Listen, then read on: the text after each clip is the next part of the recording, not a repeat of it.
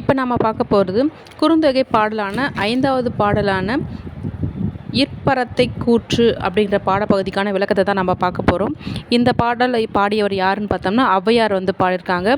இந்த பாடலோட பின்னணி அல்லது பாடலோட மையக்கருத்து என்ன அப்படின்னு பார்த்தோம்னா, பீர்க்கங்காய் கொடிகளை போன்ற அந்த கோடுகள் யாருக்கு அதிகமாக இருக்கும்னு பார்த்தோம்னா நீர்நாய்க்கு அதிகமாக இருக்கும். ஸோ அந்த நீர்நாய்கள் அதிகமாகவும் வாழை மீன்கள் அதிகமாகவும் வாழக்கூடிய ஒரு நாட்டோட தலைவன் தான் யாருன்னு பார்த்தோம்னா தன்னோட தலைவன் இப்போ என்ன பண்ணிட்டு இருக்காரு, தலைவியை பிரிஞ்சு சேரி பரத்தை அப்படின்ற ஒருத்தர் கூட சேர்ந்து வாழ்ந்துட்டு இருக்கும்போது அவள் என்ன பண்ணுறா, தன்னை உயர்வாக நினச்சிக்கிட்டு இருக்கா. அப்படி ஒன்று கிடையாது. என்னோட தலைவன் என்ன பண்ணுவான், இந்த ஊர் திருவிழாவா முடியும் போது ஒவ்வொரு ஊரில் திருவிழா நடக்கும்போது பார்த்தீங்கன்னா பெண்கள் இறுதி நாளில் துணங்கை கூத்து ஆடி முடிப்பாங்க. துணங்கை கூத்து ஆடி முடிக்கின்ற நாளில் தலைவன் என்னை சேருவான் அப்படின்ற தலைவி சொல்லும் விதமாக அந்த பாடல்